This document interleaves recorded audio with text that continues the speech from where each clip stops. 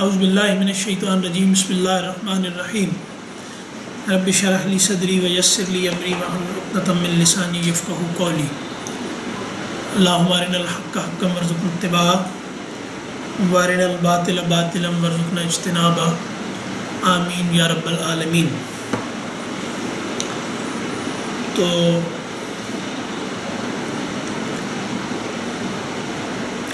دو طریقے ہیں، ایک تو میں اپنی بات شروع کر دوں کرنی، دوسرا یہ کہ آپ لوگ کوئی سوال کریں جس سے ہم بات کا آغاز کر دیں۔ کیا خیال آپ کا؟ دوسرے والا زیادہ بہتر ہے۔ آپ کی آنکھوں کی چمک بتا رہی ہے کہ آپ کے ذہن میں کوئی بہت تیز سوال ہے۔ نہیں ویسے سادہ سا سوال ہے، بیسک میں یہ چاہتا ہوں کہ پہلے میں ذرا کورس بتایا جائے کیا ہے اور کتنا بہتر ہے۔ ٹائم جو بروشر سے وہ کافی ساری چیزیں تو اب ہمیں کلیئر ہو کہ ہم کیا کرنے جا رہے ہیں۔ آپ محنت کرنے جا رہے ہیں اور ریگولر ہونے جا رہے ہیں، دو باتیں ٹھیک ہے جی۔ دوسری بات یہ ہے کہ اس میں آپ کے پاس ٹائم ٹیبل ہوگا، اس میں ترجمہ، اقبالیات، تجوید، عربی اور حدیث ہے۔ حدیث اور عربی کی کلاس آپ کی آن لائن ہوگی، ترجمے کی، اقبالیات کی اور تجوید کی یہاں ہوگی، ٹھیک ہے۔ تو ترجمہ اور اقبالیات میرے ذمہ ہے، عربی عبداللہ طارق صاحب ہیں، وہ 5 7 8 سال سے بہت ماشاءاللہ اس میں ان کو دسترس ہے، وہ ہیں۔ تجوید عبدالخالق صاحب ہیں جو یہاں تراویح وغیرہ بھی پڑھاتے ہیں رمضان میں، آخری 8 10 وہ ہیں۔ اور حدیث ہمارے ثاقب صاحب ہیں، وہ استاد ہیں حدیث کے، وہ حدیث پڑھائیں گے۔ ٹائم ٹیبل آپ کے پاس موجود ہے، اور آئیے اس میں لوگ عام طور پہ یہ سوال کرتے ہیں، آئیے ادھر آگے آ جائیں، آپ لیڈر لگتے ہیں مجھے دیکھنے میں تھوڑے سے، آئیے جزاک اللہ بھی ہے، اور مطلب اس میں تھوڑا سا لا حول والا آپ کو پتہ بھی پڑے گی، بہت ذمہ داری والا کام۔ تو لوگ عام طور پر یہ سوال کرتے ہیں کہ ہم یہ 4 5 ماہ پڑھنے کے بعد کیا بن جائیں گے۔ تو اس میں گزارش یہ ہے کہ یہ ظاہر ہے کوئی چھو منتر کی کلاس نہیں ہے۔ شارٹ کورسز نے جدید تعلیم یافتہ لوگوں میں غلط فہمی پیدا کی ہے، وہ یہ کہ ہم بڑے بڑے مشکل مضامین پڑھے تو جو مضمون مثلاً مولوی صاحب پڑھ لیتے ہیں اتنا سا، ظاہر لوگوں کا تعلق واسطہ تو ہوتا ہے نا، تو یہ مضمون پڑھنا بھی کوئی اتنا مشکل نہیں ہوگا، یہ بھی ہم پڑھ لیں گے، تو وہ اس کو سیریس نہیں لیتے۔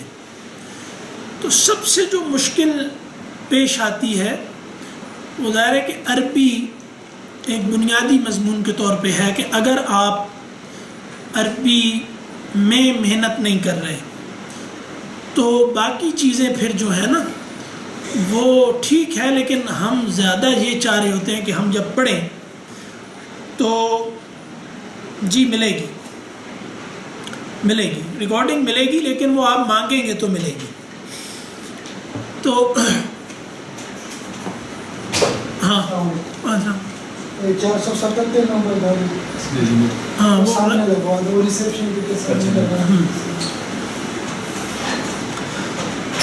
تو اب دو جو ٹیکنیکل سبجیکٹ ہیں یعنی عربی اور تجوید، ان میں محنت کرنی پڑتی ہے، اور لوگ اس کو ہی سمجھتے ہیں کہ بھائی ہم واز شاز تو سنتے رہتے ہیں تو اب ہمیں کیا حاصل ہوا۔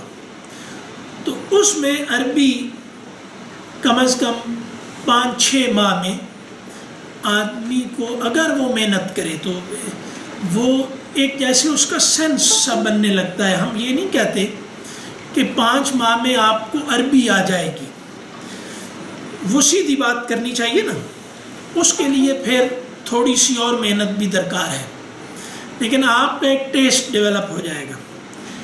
لوگ جو کہتے ہیں کہ 5 ماہ میں عربی آ جائے، یہ تھوڑا سا اوور کانفیڈنس ہے. انگریزی ہم نے بہت پڑھی، میں نے تو نہیں پڑھی لیکن لوگوں نے پڑھی، تو جتنی آتی ہے ہمیں وہ ہمیں پتہ ہے. یعنی ہم کوئی معیاری ٹیکسٹ انگریزی کا اعتماد کے ساتھ نہیں پڑھ سکتے. باقی بول چال وغیرہ تو ایک الگ بات ہے کہ وہ ہم کمیونیکیشن کر لیتے ہیں، یا جو روزمرہ کی ہماری فیلڈ کی چیزیں ہیں وہ ہم کر لیتے ہیں، یا وہ ایک خاص قسم کی تحریریں ہوتی ہیں چھپی چھپائی وہ ہم ہوتی ہیں وہ کر لیتے ہیں. لیکن ہمیں پتہ ہے کہ وہ ہم نے اتنا پڑھا وہ زبان ہمیں نہیں آتی. تو ہم لوگ زبان پر محنت کرنے میں تھوڑے سے وہ ذرا ہیں.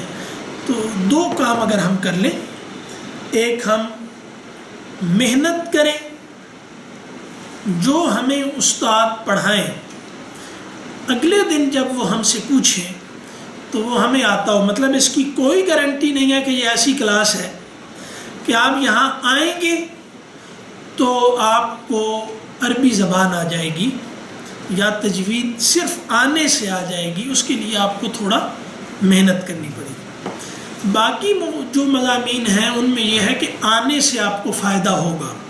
یعنی ترجمہ یا اقبالیات یا حدیث کی جو یہ کلاسز ہیں ان میں شرکت سے آپ کے ذہن کی بہت ساری ایسی کھڑکیاں کھلیں گی یا دیواریں ٹوٹیں گی، اگر کہیں ہیں تو کوئی پتھر ہٹ جائے گا جو آپ کو بہت کام دے گا. کیونکہ ہمارے 2 مسئلے ہیں.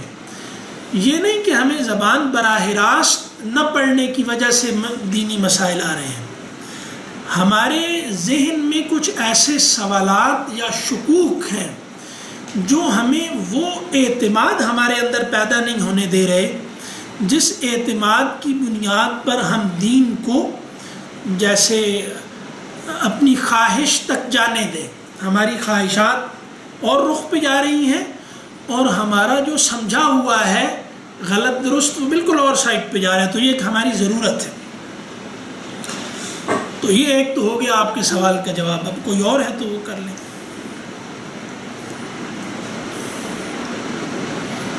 جو آپ یہ بتا رہے تھے آن لائن، وہ اس کی ٹائمنگ کیا؟ یہی ہے، یہ اب آن لائن یہ چل رہا ہے اس وقت. یعنی یہی کلاس ابھی آن لائن چل رہی ہے اور لوگ یہاں پہ شریک ہیں. تو اگر یہ بات ہو گئی تو اب میں کچھ اور باتیں کرتا ہوں. آج کلاسز کی تفصیل تو ہو گئی. یعنی ایک عربی کے لیے آپ کو ریگولر رہنا پڑے گا، عربی کی کلاس میں ہوم ورک کرنا پڑے گا اور ریگولر رہنا پڑے گا، آنا پڑے گا، یا کم از کم اگر ریکارڈنگ ضرورت ہے تو اس سے آپ تیاری کر لیں. اور عربی اور حدیث آن لائن ہوگی، یہ میں نے عرض کر دیا. اب یہ ہے کہ فہم دین کورسز اصل میں کیا ہیں. یہ ہم نے 2006 سے یہ کورسز یہاں قرآن اکیڈمی میں ہوتے ہیں اور یہ پروفیشنلز کے لیے ہیں. ایسے لوگ جو باقاعدہ وقت نکال کر کلاسز میں شریک نہیں ہو سکتے ان لوگوں کے لیے ہیں، اور یہی شام کے اوقات میں ہیں. 2006 سے 2012 میں یہ میرے ذمہ ہوئے تھے اور 2012 سے آج میرا خیال ہے 24 ہو گیا، 12 سال ہو گئے ہیں. ان کو میں کوشش کر رہا ہوں، میں اور میرے ساتھ جو بھی تھے. میں کرنا زیادہ اچھا نہیں ہوتا لیکن وہ جو لوگ بھی ہیں. کرونا کے بعد ہم آن لائن گئے تھے. پہلے خواہش یہ تھی کہ بہت پہلے سے لوگ کہتے تھے کہ آن لائن چلے جانا چاہیے، لیکن ہم اس لیے نہیں جا رہے تھے کہ لوگ پھر آن لائن پر ہی انحصار کر لیتے ہیں، آتے نہیں. لیکن کرونا نے پھر بے بس کر دیا تو ہمیں آن لائن جانا پڑا. اس کے بعد پھر اس کو ہم ختم نہیں کر سکے. اصرار تھا لوگوں کا، شہر سے باہر تھے، ملک سے باہر تھے جو لوگ بھی، کہ اس کو جاری رکھا جائے. تو ان کلاسز میں عربی میں تو آپ نے ظاہر ٹیکنیکل چیزیں پڑھنی ہیں. دوسری کلاسز جو ہیں ان کو ہم اس طرح رکھتے ہیں کہ آپ کے ذہن کے سوالات کو یا تو گیس کیا جاتا ہے، کیونکہ یہاں پڑھانے والا آدمی اس ماحول میں رہتے ہوئے یہ اندازہ جیسے کرتا ہے کہ لوگوں کے ذہنوں میں سوالات کیا ہوں گے، تو ان کو مد نظر رکھ کے گفتگو کی جاتی ہے یا سوالات کو ایڈریس کیا جاتا ہے. یہ یک طرفہ نہیں ہے. سوال کرنا چاہیے، ابھی بھی آپ کے ذہن میں کوئی آئے تو وہیں کر لینا چاہیے. تو یہ جیسے ایک لحاظ سے سوال انٹریکٹیو بنایا جاتا ہے اس کو، کہ یہاں آپ آئیں تو آپ کا یا تو ذہن میں کوئی نیا سوال پیدا ہو یا کوئی پرانا سوال ایک بہتر سوال میں بدل جائے. صحیح؟ تو یا ذوق میں تبدیلی ہو، یعنی دین کے نام پر بہت سارے ایسے کام ہو رہے ہیں جو سرے سے دین کا مسئلہ نہیں ہے. ٹھیک ہے، وہ ابھی میں ایک بات عرض کرتا ہوں. مثلا فہم، دین کا سمجھنا دین کا بنیادی مسئلہ نہیں ہے. یعنی یہ بات اب عجیب لگتی ہے نا کہ سمجھنا بنیادی مسئلہ ہے. لوگ یہ سمجھتے ہیں کہ دین سمجھ نہ آنے کی وجہ سے عمل نہیں ہو رہا.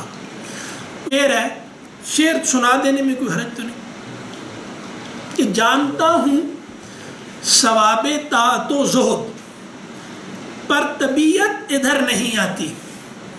جانتا ہوں، یا بہت سارے لوگوں سے دین کی بات کریں نا تو آپ سے کہہ دیں گے پتہ ہے جانتے ہیں، اور یہ بالکل ٹھیک بات ہے کہ دین کیا چاہتا ہے یہ ہم جانتے ہیں. مسئلہ دین کے فہم کا نہیں ہے. یعنی یہ بات نہیں اس طرح کہ ہمیں دین سمجھ نہیں آیا ہوا تو اس لیے ہم دین سے دور ہیں. نبی، کوئی بھی نبی دین سمجھانے کبھی نہیں آیا. یعنی نبیوں نے دین کبھی نہیں سمجھایا. آپ صلی اللہ علیہ وسلم کی زندگی دیکھ لیں تو دین سمجھایا نہیں، دین کو انہوں نے پرکشش بنایا ہے. یعنی جب تک آپ کی طبیعت کسی چیز میں کشش، اب اس پہ کوئی سوال کر لیں، یہ تھوڑا سا نا جیسے عام طور پہ ایک اور شکایت لوگوں کو ہوتی ہے ہمارے ہاں. یہ ممکن ہے آپ کو تھوڑا معمول سے ہٹی ہوئی گفتگو لگے، یا ایک شکایت عام طور پہ لوگ یہ کہتے ہیں کہ یہ پہلے تو نہیں سنا. تو اگر ہم نے یہ پہلے سنی ہوں نا باتیں بہت ساری تو پھر یہاں آنے کی کوئی ضرورت نہیں ہے. یعنی یہاں آنا اس لیے نہیں ہے کہ ہم سنی ہوئی باتوں کو کی جیسے دہرائی یہاں ہو. یہاں ہم نے انشاءاللہ اپنا جو پرسپیکٹیو ہے اس کو بدلنا ہے. جو جدید تعلیم نے ہمارے اوپر جبر کی طرح مسلط کر دیا ہے، یعنی جدید ذہن جو ہے وہ اس طرح کا بن گیا ہے کہ اس کے ساتھ بہت ساری چیزیں فٹ نہیں بیٹھتی. یہ ڈاکٹر اسرار صاحب کی ظاہر محنت تھی بنیادی. انہوں نے جدید لوگوں کو ایڈریس کرنے کا ایک ارادہ کیا کہ جدید لوگوں کو ایڈریس کیا جائے. وہ اس لیے کہ سوالات نئے تھے، جواب پرانے تھے. اس کا مطلب اتنا نہیں ہے کہ ایک آدمی کہہ سکتا ہے کہ پرانا جواب ٹھیک ہے. اس کا مطلب یہ ہے کہ سوال فہم سے پیدا ہو رہا تھا، جواب حافظے سے آ رہا تھا. تو جب بھی سمجھ اور یادداشت کا ٹکراؤ ہوگا تو ہمیشہ یادداشت مار کھائے گی. اس پر یعنی غور سے سنیں الرٹ ٹریکر. ممکن ہے کہ آپ اس کو یہ سمجھیں کہ یہ ایسے ہی ہو جائے گا، تو ممکن ہے تھوڑی دیر کے بعد پھر آپ کہیں کہ یار تم کنفیوز کر رہے ہو. تو اس کی وجہ یہ ہے کہ شروع میں الرٹ نہیں تھے نا ہم، تو بعد میں جب بات الجھ گئی تو ہم نے کہا کہ تم نے کنفیوز کیا. نہیں، وہ بیچارہ پہلے سے ہی اسٹیپ بائی اسٹیپ آ رہا ہے. لیکن تھوڑے سے ہم ذرا جیسے ایزی فیل کرنے کے بجائے، یہ ہمارا ہے کہ مطلب کیونکہ ہم ہو کیئرس کے ماحول میں رہتے ہیں نا کہ کوئی نہیں بس ہو جائے گا. تو اب یہ ہے کہ جیسے ایک بنیادی بات ہے کہ دین کا مسئلہ فہم نہیں ہے. اس کی میں ایک مثال دیتا ہوں. یہ ہمارے ساتھ بہت ایک جیسے جدید تعلیم یافتہ ذہن کو اٹریکٹ کرتے کرتے ایک مسئلہ پیدا ہو گیا ہے. وہ یہ کہ آپ صلی اللہ علیہ وسلم نے فرمایا کہ الف لام میم پڑھنے سے بھی نیکیاں ملیں گی. ٹھیک ہے، تو نیکی ہمارے ہاں اس کی تحقیر کی جاتی ہے، یعنی وہ علم مذہبی نہیں ہو سکتا جس میں نیکی کی تحقیر ہو. صحیح ہے؟ الف لام میم پہ اتفاق ہے 1400 سال کی علمی روایت کا کہ الف لام میم کیا ہے یہ کسی کی سمجھ میں آنے والا نہیں ہے، لیکن آپ حضرت نے کہا کہ اس کو پڑھنے سے 30 نیکیاں ملیں گی.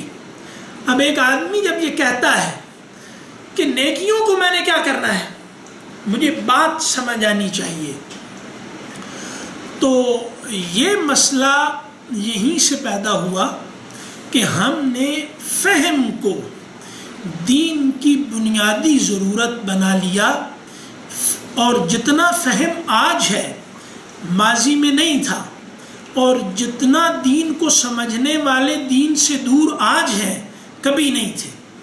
یعنی دینداری اس زمانے میں دین کو سمجھنے کے نتیجے میں ختم ہو گئی ہے. اس کا سبب اور ہے، لیکن سمجھی جو چیز جاتی ہے نا، وہ اس چیز کو سمجھا جاتا ہے جس پر شعور کو یا ذہن کو غالب رکھ کر اس کو سمجھنا ہے. یعنی میں چیز کو سمجھ نہیں سکتا جب تک میرا ذہن اس پر غالب نہیں ہے. تو قرآن ذہن کو اپنے اوپر غالب نہیں ہونے دیتا. یعنی ہر آدمی جانتا ہے کہ ذہن کچھ چیزوں سے بنتا ہے، کچھ چیزوں کو بناتا ہے. ذہن جن چیزوں سے بنتا ہے ان پر تنقیدی صلاحیت سے محروم ہوتا ہے. یہ میں نے کیا کہا ہے، یہ بات اگر واضح نہیں تو اس کو واضح کر لیں ابھی. ہاں تو اس کو بتائیں نا، اس طرح کہیں نا کہ بات سمجھ نہیں آ رہی.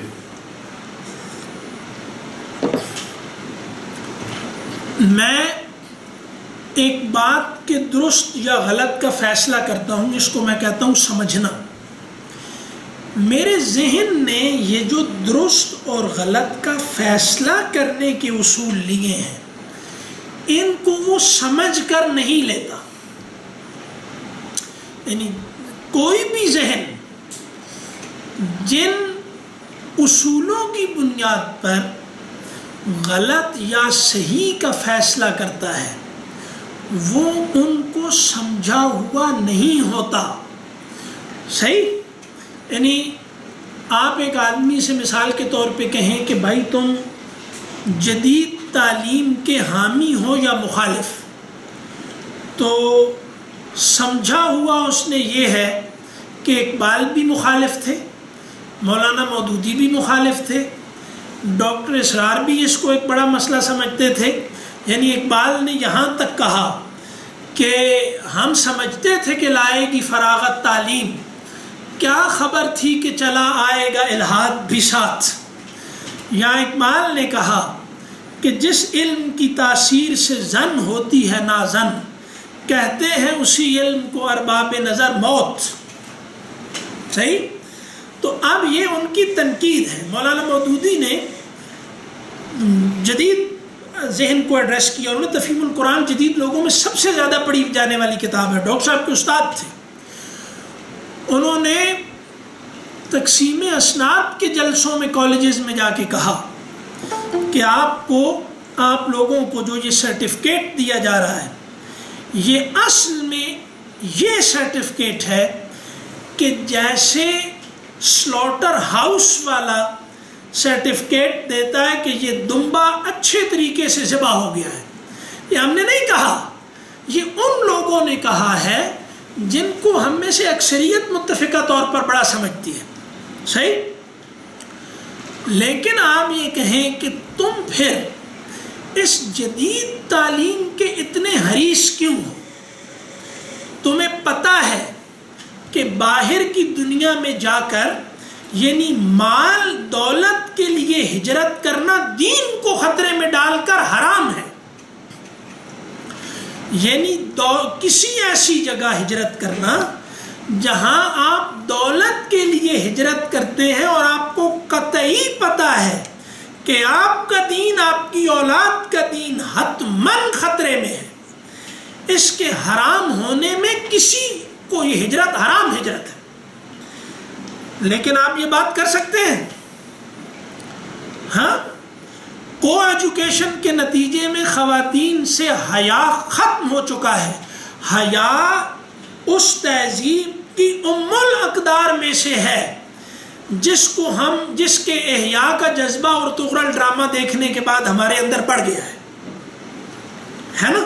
پھر ہم ترکی گئے اور کہا کہ او ہو یہ ہوتا ہے, یہ تو پھر ٹھیک نہیں تھا. تو ہاں اب سمجھا ہوا ہے, یہ افیکٹو کیوں نہیں؟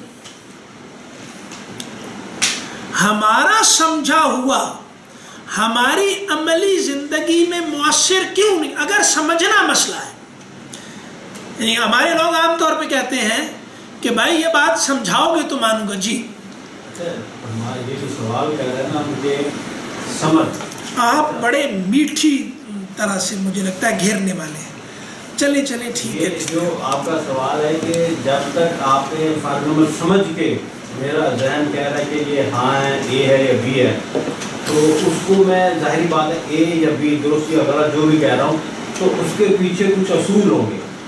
ہاں جو عقل نے لیے ہوتے ہیں, عقل نے وہ تخلیق نہیں کیے ہوتے. نہیں ہاں ایک ہے عقل کچھ اصولوں کی روشنی میں نظریہ سازی کرتی ہے. یہ نظریہ سازی تھیورائزیشن یہ کنٹمپریری ورلڈ کی انڈرسٹینڈنگ ہے. ٹھیک ہے نا, کہ میں اس کو سمجھوں اور اس میں جو انتشار پیدا ہو رہا ہے اس کو سسٹمٹائز کروں. صحیح ہے نا. تو یہ جس بھی اصول پہ عقل کرتی ہے یہ عقل کا اپنا تخلیق کیا ہوا نہیں ہوتا, یہ ممکن ہی نہیں ہے. صحیح ہے نا. یعنی یہ خود بات لاجیکل نہیں ہے کہ عقل جس کی روشنی میں غلط اور درست کا فیصلہ کرے اس کے غلط اور درست کا فیصلہ کر سکے, کیونکہ پھر اس کا کس سے کیا ہے, تو پھر اس کا کس سے کیا ہے. تو یہ ہاں مقلد اور غیر مقلد کا شروع ہو جائے گا. مقلد اور غیر مقلد کا مسئلہ شروع ہو جائے گا. تو میں کہاں سے نقل کر کے لا رہا ہوں. اچھا آپ نے درمیان میں ایک اور بات ڈال دی, نارمل آدمی وہ, اب دیکھیں پھر میں ایک بات کرنے لگا ہوں جہاں پر آپ مجھ سے لڑ سکتے ہیں, لیکن اس کو حکارت سے رد نہ کیجیے گا. اس کو یہ کیجیے گا کہ اس کو آپ جیسے آپ نے فیس کرنا ہے اور آپ بات کریں گے تو اس کو میں نے فیس کرنا ہے. نارمل ذہن مقلد ہوتا ہے. اس کا کیا مطلب ہے؟ اس کا مطلب ہاں ایب نارمل, کوئی آدمی اپنی تمام زندگی جو اس کی ہوتی ہے وہ اس نے عقل کی روشنی میں تحقیق کر کے اختیار نہیں کی ہوتی.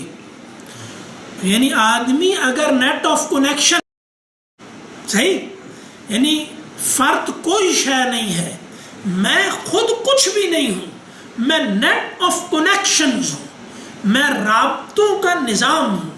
ٹھیک ہے, مجھے ہزاروں لوگوں نے بنایا ہے جن میں سے 5-10 کو میں جانتا ہوں, باقی ہزاروں کو میں نہیں جانتا. ٹھیک ہے نا, جنہوں نے مجھے میرے بنانے میں, میرے لاشعور کو بنانے میں ان کا جیسے ڈیسائیسو رول ہے. انہوں نے مجھے بنایا ہے. ماحول کا ٹھیک ہونا کیوں ضروری ہے؟ دین ریاست کا پیشرار کیوں کرتا ہے؟ کیونکہ فرد تنہا کوئی شے نہیں ہے. یعنی جس بھائی آپ اگر یہ کہیں کہ میں انفرادی وجود ہوں تو آپ کو گونگا ہونا چاہیے. آپ کا پورا شعور کا نظام زبان میں چلتا ہے. زبان آپ نے بنائی ہے, پوری انڈرسٹینڈنگ زبان میں ہے, تو زبان آپ نے بنائی ہے, تخلیق ہے آپ کی. آپ زبان سے باہر نکل کر سوچ کے دکھائیں. یہ کچھ ہونے لگا ہے بھائی. اچھا نہیں, ایسے ہم کو دیکھ. ہاں, اب عرض کرنے کا مطلب کیا ہے کہ فرد اکیلی اکیلے وجود کو نہیں کہتے، وہ بہت سارے لوگوں سے مل کر بنا ہے، اور جن سے مل کر بنا ہے وہ تحقیق سے نہیں لیے تھے، وہ اس کی تنقیدی عقل کو بائی پاس کر کے اس کی تعمیر میں انہوں نے حصہ لیا ہے۔ یعنی آپ کا جو تنقیدی شعور ہے، جو آپ کی کریٹیکل تھنکنگ ہے، وہ جو آپ بنے ہوئے ہیں، وہ اس سب کو بائی پاس کر کے آپ بنے ہیں، اور بننے کے بعد آپ کے شعور میں کچھ چیزیں شناخت ہوتی ہیں جنہیں آپ معیار کا نام دیتے ہیں کہ اس یعنی بینائی پہلے ہے، آنکھ بعد میں کھلتی ہے۔ یعنی جس آنکھ سے میں دیکھتا ہوں اس کی بینائی پہلے ہے، زبان میں پہلے ہی بولتا ہوں، گرامر بعد میں آتی ہے، گرامر سے کبھی زبان نہیں بنتی، ٹھیک ہے۔ اور بڑے نظریات جو پرنسپل ٹیکسٹ ہوتے ہیں، ان میں سے کوئی لاجیکل نہیں ہوتا۔ یہ جو سمجھنے سمجھانے کی بات ہے نا، پرنسپل ٹیکسٹ لاجک پیدا کرتا ہے، خود کسی لاجک کی تخلیق نہیں ہوتا، اسی کو پرنسپل ٹیکسٹ کہتے ہیں۔ سمجھنا ثانوی شے ہے۔ یہ جو ہر کوئی نا سمجھاؤ سمجھاؤ، ایک آدمی اپنی زندگی کا 95% حصہ سمجھے ہوئے کے اپوزٹ گزار رہا ہے، جب وہی کی بات آتی ہے تو کہتے ہیں سمجھاؤ تو مانوں گا۔ یہ وہ چالاکی کر رہا ہے کہ سمجھا تو یہ مولوی سکے گا نہیں، تو میری جان چھوٹ جائے گی تو میری جان چھوٹ جائے گی، صحیح؟ تو اب جناب بات یہ ہے کہ فہم یہ آدمی کا مسئلہ نہیں ہے، کیونکہ اگر فہم مسئلہ ہوتا تو ہماری اکثر کی زندگی عقل مند آدمیوں والی ہوتی۔ ہماری زندگی اپنی ہماری عقل کے خلاف ہے۔ یہ کیوں ہے؟ اگر تو ہم اس کو اس سینس میں لے رہے ہیں کہ ہمیں اسلام کا پتہ ہے اور پھر بھی ہم نماز نہیں پڑھتے یا سچ نہیں بولتے یا وہ اسلامی معاشرت کے اقدار نہیں بنتے، پھر تو یہ بات ٹھیک ہے۔ اگر ہم اس فہم کو یہ لے رہے ہیں کہ ایک فار ایگزامپل اکانومیکل یا سوشلی اس کو دیکھ رہے ہیں، تو پھر کہیں نہ کہیں تو وہ اس کے تحت چل رہا ہوتا ہے، اپنے معاشرے میں اس کے تحت چل رہا ہوتا ہے۔ چل رہا ہے کیا چلنا چاہتا ہے؟ دیکھیں، چلنا چاہتا ہے تو چل رہا ہے، نہیں، مجبوری ہے۔ ہم میں سے بہت سارے لوگ معاشرتی دباؤ کا شکار ہیں۔ ہر آدمی میں اتنی ہمت نہیں ہوتی کہ وہ اوتھینٹک ہو۔ یعنی آپ ہائیڈگر کی اوتھینٹسٹی پڑھیں، آپ مجھے پڑھے لکھے آدمی لگتے ہیں، ذہین، اور پھر ہم آپس میں بات کریں۔ وہ ویسے کہہ رہا ہوں کیونکہ آپ جدید تعلیم یافتہ لوگ ہیں نا، تو اس میں بھی ہمارے پاس کچھ ایسی چیزیں ہیں جنہیں معاشرے میں عام نہیں کیا گیا جان بوجھ کر۔ ہر آدمی میں اتنی جرت نہیں ہوتی کہ جس کو اس نے صحیح سمجھا ہے اس پہ زندگی گزارے، اس کے لیے بڑا جگرا چاہیے۔ زیادہ تر لوگ سوشل پریشر میں زندگی گزارتے ہیں، پاگل ہو جاتے ہیں، خودکشیاں کر لیتے ہیں، لیکن جس کو نو کہنا ہے اس کو نو نہیں کہہ سکتے، زندگی کو نو کر دیتے ہیں، خودکشی کر لیتے ہیں، مر جاتے ہیں۔ لیکن جس کو نو کہنا ہے اس کو نو نہیں کہنے کی جرت ہوتی۔ بہت سارے لوگ، یعنی لوگوں کی اکثریت یہ جانتی ہے پوری دنیا میں کہ جدید تعلیم کا نظام اس وقت فراڈ ہے۔ لوگ پہلے تو بتا گئے نا، تجربے سے لوگوں پہ یہ بات واضح ہو چکی ہے کہ جدید تعلیم صرف پاکستان میں نہیں، مطلب برطانیہ کے بڑے مفکرین اور امریکہ کے بڑے مفکرین یہ کہہ رہے ہیں کہ ڈی ہیومنائزیشن میں سب سے بڑا کردار جدید تعلیم کا ہے۔ انہوں نے امیجینیشن کو کل کر کے آدمی کے پر کاٹ دیے ہیں، اس کو معذور کر دیا ہے، اس کو انہوں نے غلام محض کر دیا ہے۔ جو خواہش اس میں ڈالیں گے اس خواہش کی، یعنی کنزیومرزم کیا ہے، ٹھیک ہے، پاپولسٹ پولیٹکس کیا ہے، یہ ساری کی ساری اصل میں یہ ہے کہ انسان اب روبوٹ بن چکے ہیں، ٹھیک ہے۔ ان کی خواہشیں باہر سے داخل کی جاتی ہیں، سب سے زیادہ معذور آدمی وہ ہے اور غلام جس کی خواہشات اس کے غیر کے ہاتھ میں ہوں. ٹھیک ہے، کنزیومرسٹ اکانومی میں خواہشات لوگوں کے اندر سے نہیں پیدا ہوتی، ان میں انجیکٹ کی جاتی ہیں. یہ غلام ہے، یہ آزاد نہیں ہے. تو یہ ساری غلامی ہے. اب آپ مجھے بتائیے کہ سب کے باوجود اب آپ کہہ سکتے ہیں کہ جو آدمی کہتا ہے کہ مجھے سمجھاؤ، یہ سمجھانے کا فراڈ پیدا ہی اسی لیے ہوا ہے کہ مذہبی لوگ جدید ذہن کی ساخت کا مطالعہ نہیں کیا انہوں نے. اس کا سبب یہ تھا کہ انہوں نے یہ سمجھا کہ ہم نے بتا دینا ہے. ٹھیک ہے، لیکن قرآن ایڈریس کر رہا ہے حدیث. جس آدمی کو قرآن و حدیث خطاب کر رہے ہیں وہ آدمی مسخ کر دیا ہے انہوں نے، یعنی اس آدمی کا حلیہ بگاڑ دیا. دیکھیں، ایک آدمی کو آذان خطاب کرے، آذان اس کو ہو، وہ عاقل بالغ ہے، اس پر نماز فرض ہے. لیکن اگر وہ شراب کے نشے میں دھت ہے تو اب اس پر اہل علم یہ کہتے ہیں کہ اس پر نماز فرض نہیں ہے. کیوں؟ کیونکہ جس عقل کو شریعت خطاب کرتی ہے وہ عقل اس میں سے زائل ہو چکی ہے. لیکن گناہ اس کو کیوں ہوگا؟ کیونکہ اس نے اپنی وہ عقل اپنے ارادے سے ختم کی ہے. اب یہی آدمی سو گیا تو اس پہ نماز فرض ہے، ویسے فرض ہے، لیکن سو گیا تو اس پر نماز فرض نہیں ہے. ٹھیک ہے نا، کیونکہ وہ عاقل اب نہیں رہا، عقل اس کی صحیح. تو اب آپ مجھے بتائیے کہ جس آدمی کو شریعت خطاب کر رہی ہے وہ آدمی اوتھینٹک بینگ ہے، یعنی اس کا کم از کم انسان ہونا ضروری ہے.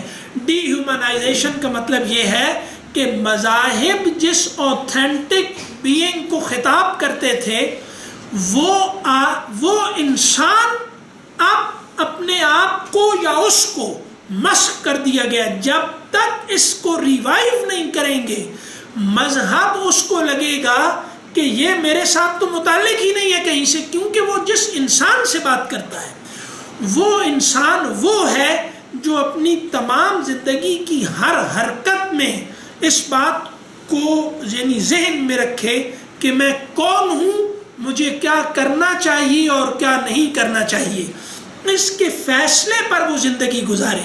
تو جو آدمی کٹ پتلی بن گیا میڈیا کی، جو مارکیٹ کی کٹ پتلی ہے، وہ اصل میں اس کے اندر بہت بڑے مسائل پیدا ہو چکے ہیں. وہ فہم کا نہیں، خواہش کا مسئلہ ہے، یعنی وہ انسٹنکٹ سے گائیڈ ہو رہا ہے، ریزن سے نہیں. ورنہ کنزیومرزم مارکیٹ کا فلسفہ نہیں بن سکتا، ورنہ پولیٹکس کا میں پاپولزم کا کوئی وجود نہیں ہو سکتا. اس کا سبب یہ ہے کہ جو آدمی ہے وہ آدمی فیصلے خود نہیں کر رہا. آدمی کی سب سے بڑی جو صفت ہے نا وہ اس کا ہے یعنی خود مختار ہونا، اور اپنے اس کے اختیار کا لحاظ خدا نے کیا ہے کہ قد تبین الرشد من الغی، جو الگ الگ ہو چکا، جو چاہے کفر کرے جو چاہے مان لے.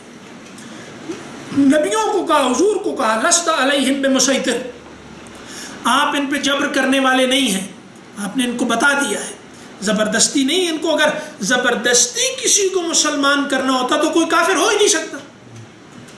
کفر کا وجود محال ہے اگر خدا چاہے کہ کوئی کافر نہ ہو. تو پوری کائنات میں کوئی نظام میں کوئی ادھر ادھر نہیں ہو رہا اللہ کی مدد. یہ اتنا سا ہے دانا اس کا، یہ اپنی مرضی کیسے کر رہا ہے؟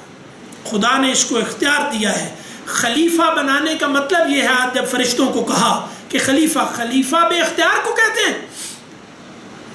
ہدایت بے اختیار سے خطاب کرتی ہے، یعنی آپ کے پاس اختیار ہی نہیں تو ہدایت کا کیا مطلب؟ صحیح.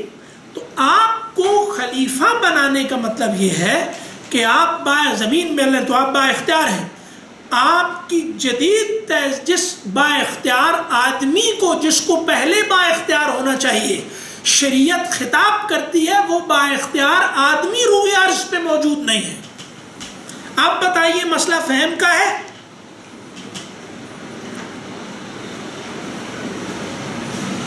اب ہنسیے نہیں، تنزیہ بتائیں آپ، ٹھوک کے بتائیں۔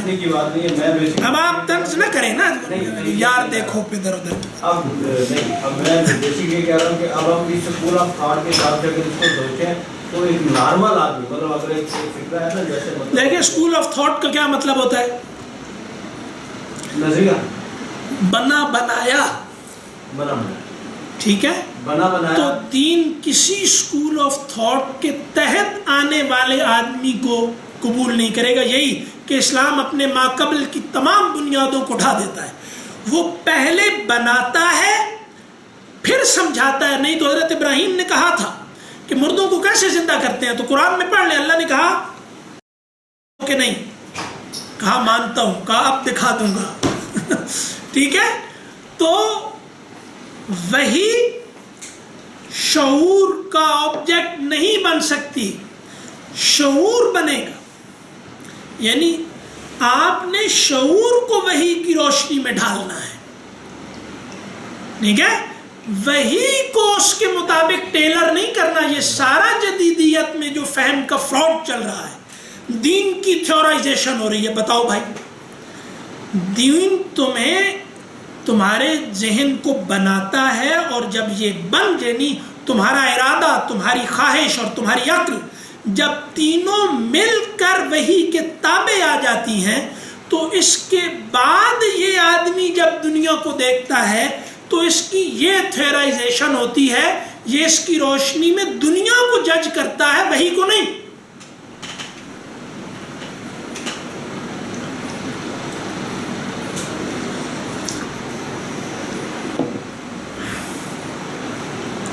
محنتیں کی ہیں، نظر آ رہا ہے نا، آپ بھی کریں انشاءاللہ۔ کہنے کا مطلب ہے آپ دیکھیں انشاءاللہ کوئی دیکھ لیں، یعنی لوگوں نے، دوسرے لوگ کہتے ہیں، اور یہ یقین کریں میرے ساتھ بھی یہ مسئلہ ہے، اب مجھے آپ کو نہیں کہہ رہا، آپ نے تو دل سے کہا ہے کہ یعنی انشاءاللہ ہمارے استاد تھے اصول فقہ کے، نذیر ہاشمی صاحب، وہ فقہ کے نہیں، اصول فقہ کے، وہ پاکستان کے بڑے اہل اصول فقہ کے اساتذہ میں سے ہیں۔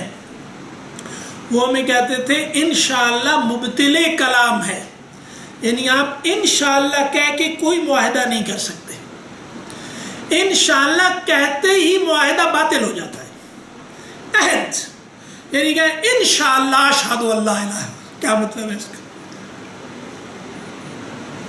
ہاں، تو آپ مسلمانوں نے کیا کر لیا ہے، انشاءاللہ کو انہوں نے بنا لیا ہے کہ اللہ نے چاہا تو، اس کا مطلب ہے اللہ زبردستی کروائے گا تو کروں گا، نہیں تو اللہ نے زبردستی نہ کی تو میں کہوں گا کہ میرا کیا قصور ہے، اللہ نے کروایا ہی نہیں، اللہ کی اس میں مرضی شامل نہیں تھی۔ تو مذاق، سبحان اللہ کو انہوں نے مذاق بنا دیا۔ یعنی وہ قوم لعنت کی مستحق، پھر کہتے ہیں فلسطین میں یہ ہو رہا ہے، یہودی یہ کر رہے ہیں، وہ تم سے 1,00,000 گنا کمیٹڈ ہیں اپنے دین کے ساتھ، تمہیں کمٹمنٹ کا ککھ نہیں پتا، تم ان سے نہیں لڑ سکتے۔ ان کی کمٹمنٹ یہودیوں اور عیسائیوں کی دیکھو، ان کے پادریوں کو دیکھو، ان کے لوگوں کو دیکھو، یہودیوں کو دیکھو، ان کی کمٹمنٹ کو دیکھو، تم عشر عشیر نہیں ہو، 1000واں حصہ تمہیں ان کو اس کا نہیں ملا، ٹھیک ہے۔ تو اب کیا ہے کہ کمٹمنٹ اپنی دیکھو، ان کی دیکھو، لڑنے کس سے جا رہے ہو؟ اپنی کمٹمنٹ کی سطح تمہیں پتہ ہے، یہ پکھنڈیوں کی طرح نعرے مارنے سے تو کچھ نہیں ہوگا، تم کمیٹڈ لوگ نہیں ہو، تو جو کمیٹڈ نہیں ہوتا اس کو روایتی زبان میں بے وفا کہتے ہیں، اور بے وفا کے لیے روایتی زبان میں جو گالی ہے وہ گالی ہے، میں ویسے ترجمہ بے وفا کا بتا رہا ہوں، وہ کہتے ہیں یہ بے غیرت ہے، یعنی کمٹمنٹ کا نہ ہونا آدمی میں غیرت نہ ہونے کے مترادف ہے۔ تو مسلمانوں میں کمٹمنٹ نہیں ہے، جو کہتا ہے کہ مسلمان کمیٹڈ قوم ہے وہ مسلمانوں کو نہیں جانتا یا کمٹمنٹ کو نہیں جانتا، ٹھیک ہے۔ تو اب بات یہ ہے جناب کہ سبحان اللہ جو حضور کہہ رہے ہیں کہ یہ میزان کو بھر دیتا ہے، یہ ان کلمات میں سے ایک ہے. اس کو دوسرے کا مذاق اڑانے کا کلمہ بنا لیا سبحان اللہ. اب جب تم یہ کرو گے تو خدا کی لعنت برسے گی کہ نہیں برسے گی؟ انشاءاللہ کو انہوں نے بنا لیا کہ وہ اتنی بڑی بات کہ نبی پہ وہی رک گئی کہ انشاءاللہ اتنی بڑی بات، یعنی لوگ کہتے ہیں کہ اس نے انشاءاللہ کہا ہے، کافر کہتے اس نے انشاءاللہ کہا ہے، یہ مر گیا تو یہ نہیں ہوگا ورنہ یہ کام ہوگا. انشاءاللہ کہنے والے ایسے لوگ ہوتے ہیں، یعنی اس کا پابند رسول اللہ کو کیا، صحابہ کو کیا، جنہوں نے حضرت ابراہیم جیسی ہر قربانی دی ہے، یہ لوگ تھے. تو اب یہ لوگ دین پڑھیں گے، ہم لوگ دین پڑھیں گے. اب یہ مایوس کرنے والی بات نہیں ہے. اب ظاہر ہے یہاں جو لوگ آئے ہیں وہ کمیٹڈ ہیں اور امید ہے کہ یہ لوگ اپنا دیانتداری سے جو وقت ہے وہ لگائیں گے اور اس میں کوئی چکر شکر نہیں کریں گے. مشکل آئے گی اکتا. ہمارا مسئلہ کیا ہے؟ دین شوق کا اعتبار نہیں کرتا، دین ذمہ داری کا اعتبار کرتا ہے. دین اس کو نہیں کہتا کہ تم شوق ہے کہ نہیں ہے، دین کہتا ہے تم ذمہ دار ہو کہ نہیں. تو تمہارا دین پورا مجاہدے پہ کھڑا ہے. مجاہدے کے لفظ میں یہ بات موجود ہے کہ اس میں لذت نہیں ہوتی. مجاہدہ یعنی مشقت کر کے دل نہیں بھی چاہ رہا تو کرنا ہے.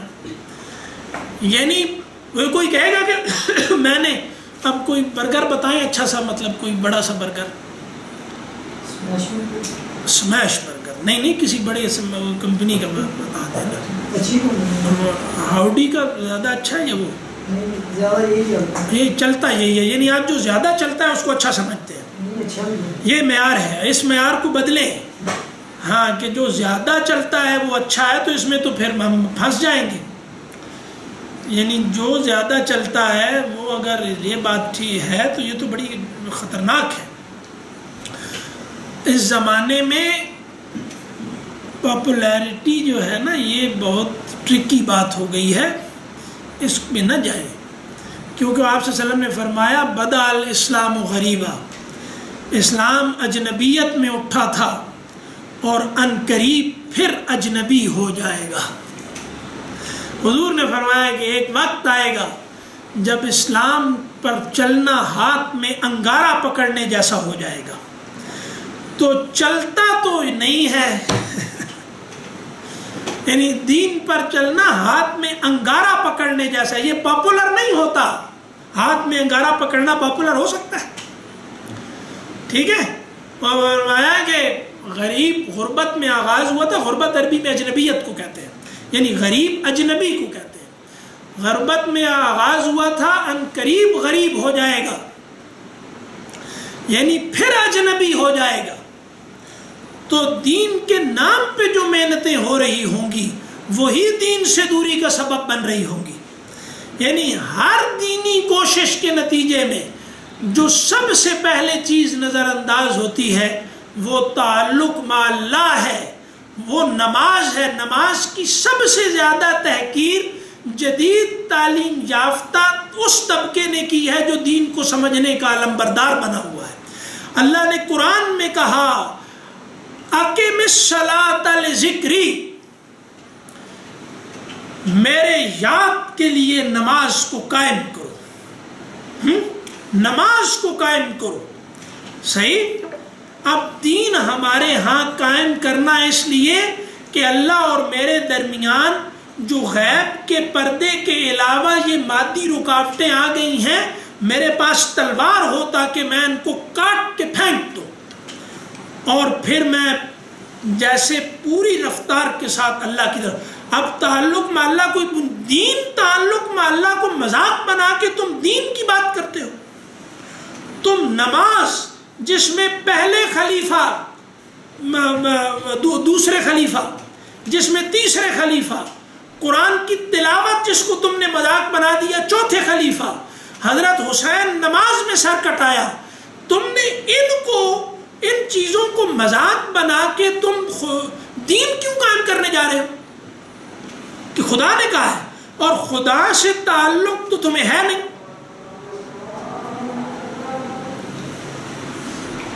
اذان ہو تو میں ذرا 2 منٹ اور خطابت کروں گا. پھر نہیں خطابت نہیں ہے، آپ سوال کریں. آپ کہیں کہ یہ بولے جا رہا ہے.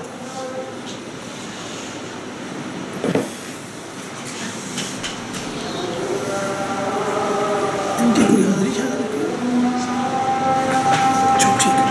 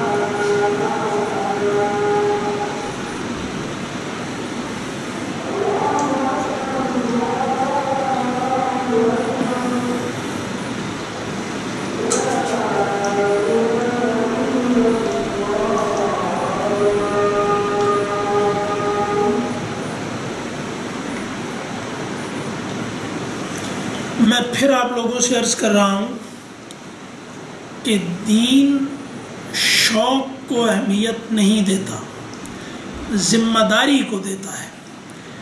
جس کو تم صحیح سمجھتے ہو اس کو ذمہ داری کے زور سے نبھاؤ. شوق آج ہے کل نہیں، پرسوں ہے پھر نہیں، تو شوق بدل دے تو دیر ہی نہیں لگتی. تو شوق کے پیچھے چلنا کچھ بھی نہیں ہے، شوق ہی نے تو سارا بیڑا غرق کر دیا ہے. ہاں ذمہ داری کو شوق بناؤ تو بڑی بات ہے، لیکن اگر شوق ختم ہو گیا تو اس کے باوجود ذمہ داری نبھاؤ. کمٹمنٹ کے راستے میں سب سے بڑی چیز یہ ہے کہ شوق ہے تو کریں گے، نہیں تو نہ کریں گے. تو تم نفس کے بندے ہو. قرآن نے کہا ہے کہ رأیت الذی من اتخذ الہہ، دیکھا ہے اس کو جس نے نفس کو معبود بنا لیا ہے. کیا کہ دل کرے گا تو نماز پڑھیں گے، دل کرے گا تو نہیں پڑھیں گے، دل کرے گا تو یہ ایسا تو نہیں ہے.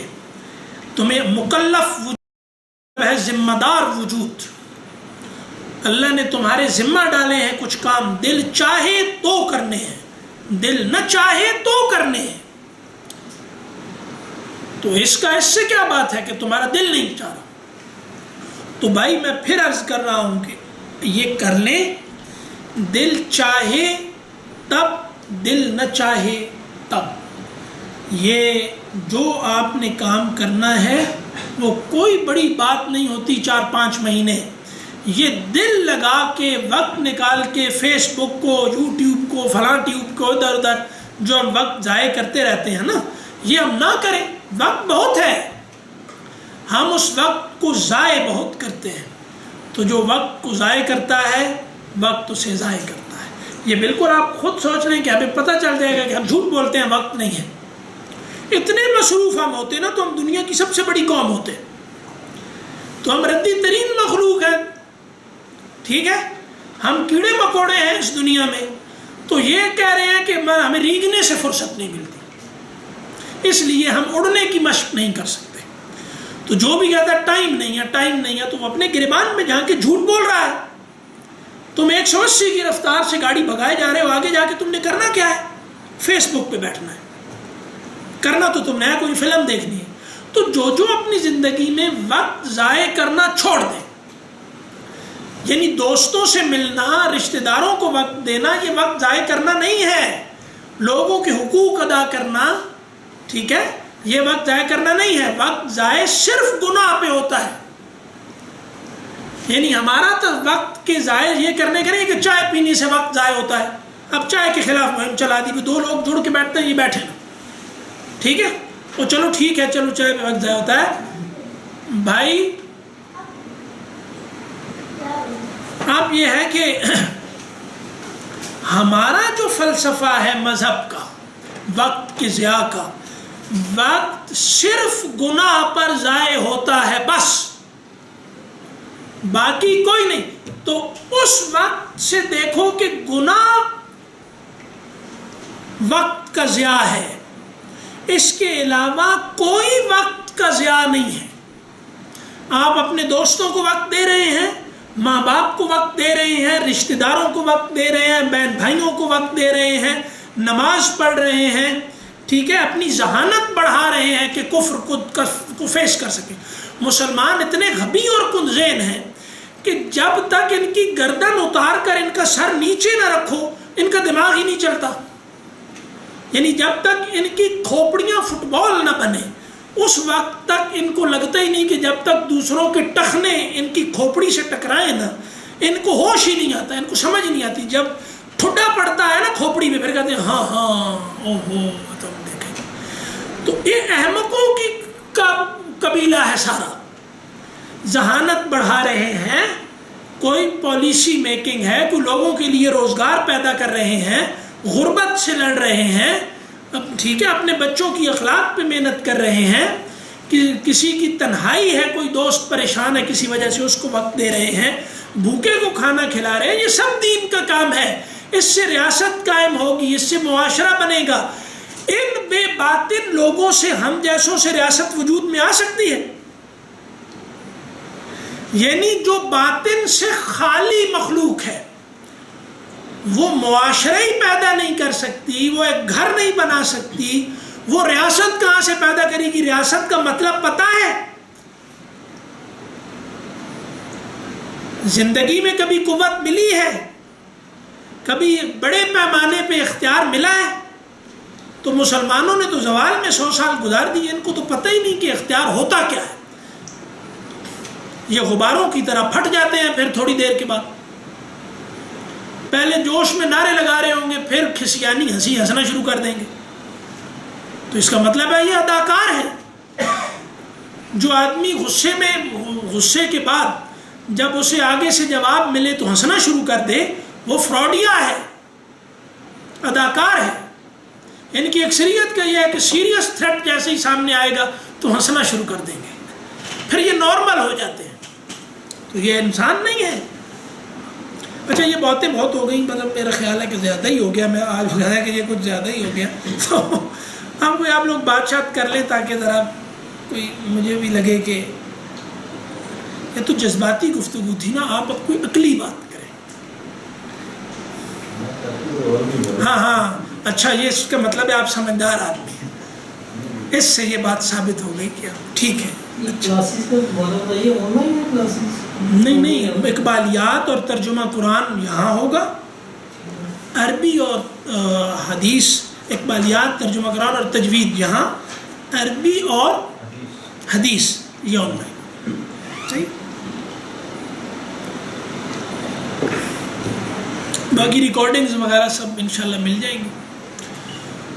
تو بہرحال ہر آدمی اپنی اپنی ضرورت کے مطابق, اس پہ کوئی پابندی نہیں ہے, لیکن دیکھ لیں کہ بھائی پہلا امتحان آدمی کا ہوتا ہے ارادے کا امتحان. اگر آپ ارادے کے امتحان میں فیل ہو گئے تو آپ کوئی امتحان پاس نہیں کر سکتے. آدمی ہونے کا مطلب ہے اپنے ارادے پر چلنے والا آدمی. یعنی جس کا ارادہ کمزور ہے وہ انسان نہیں ہے, وہ جانور ہے. یعنی گھاس اس نے دکھائی تو ادھر چل پڑا، لاٹھی اس نے دکھائی تو ادھر چل پڑا، پانی ادھر ملا تو ادھر چل پڑا، اس طرح ہی چلتا رہتا ہے۔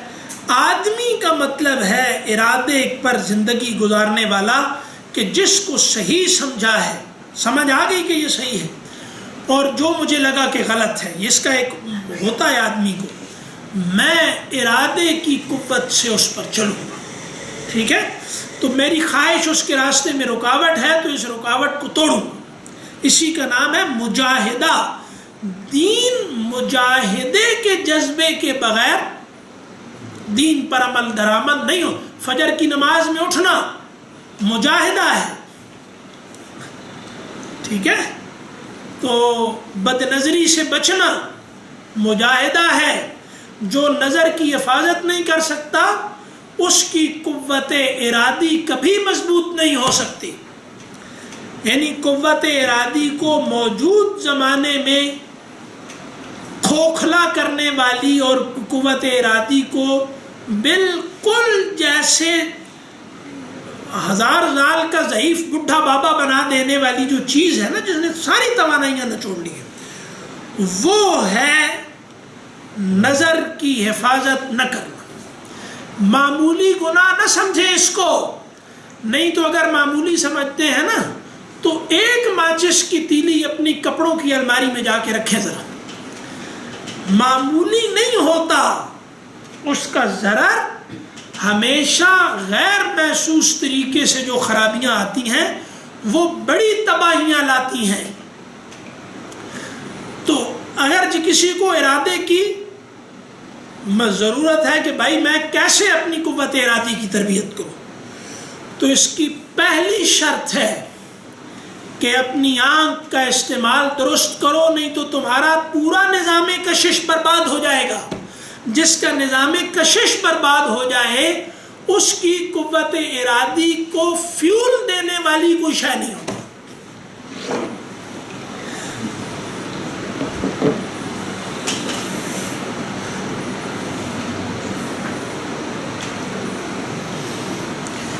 کچھ نہیں ہے، یہ جو بونے بالیشتوں کی تہذیب ہے، یہ جو ہم کیڑے مکوڑے بن گئے اور دنیا میں انسانیت کی گھٹیا ترین سطح پہ اترے ہیں، تو ہم اپنی تنہائیوں میں اپنے ان اصولوں کے ساتھ وفادار نہیں ہیں جن پر زندگی تنہائی کی اور جلوت کی گزارنا ہم لازمی سمجھتے ہیں۔ یعنی تم خدا کے لیے دین کو پڑھنا چاہتے ہو تو وہ تو یہاں بھی ہے اور تنہائی میں بھی ہے۔ تو اگر تم اپنے اصول زندگی سے تنہائی میں وفادار نہیں ہو تو تم حیوان ہو۔ تم اب یہ نہ کہنا کہ کفار کب تنہائی اچھی ہوتی ہے، ان کی تنہائی اچھی ہے، وہ اپنی تنہائیوں میں بھی اپنے اصول حیات کی خلاف ورزی نہیں کرتے، یہ مسلمان کرتے ہیں۔ اور جو اپنی زندگی میں سمجھتا ہے کہ بھائی یہ صحیح ہے یہ غلط ہے، صحیح، وہ جو دنیا پرست ہے وہ اپنی تنہائی میں بھی دنیا چھوڑنے کا کوئی منصوبہ نہیں بنائے گا، اسے خیال بھی کبھی نہیں آئے گا، وہ نسلوں کے لیے کوئی منصوبہ نہیں بنائے گا، اس کی تنہائی کیسے خراب ہے؟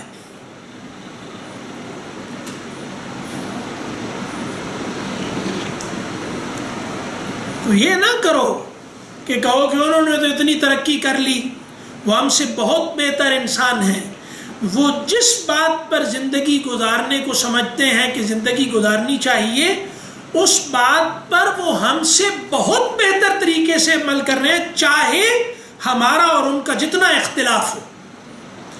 وہ سمجھتے ہیں نا کہ بھائی انسان یہ ہوتا ہے اور باقی مطلب مذہبی آدمی انسان نہیں ہے، وہ لاکھوں بندے مار دیں گے مذہبی، وہ سمجھتے ہیں کہ انسان نہیں ہے، یہ بس وہ یار پست سطح کا انسان ہے۔ تو یہ اگر ترقی یافتہ انسان نہیں اور ترقی یافتہ انسان کے لیے خطرہ ہے، تو جس طرح سور تمہارے محلے میں گھس آئیں تو انہیں مار دو گے نا، تو اسی طرح ان کو مار دینا کوئی حرج نہیں ہے۔ اب کہاں ہم نے اپنے اصول کی خلاف ورزی کی ہے؟ روز کہتے ہو منافقت ثابت ہو گئی اقوام متحدہ کی، کبھی بات کی ہے ان میں سے کسی سے؟ کوئی منافقت نہیں ہے، وہ تمہیں انسان ہی نہیں سمجھتے۔ چلیں جناب۔ نماز کا ٹائم. السلام علیکم. آ جائیں آپ.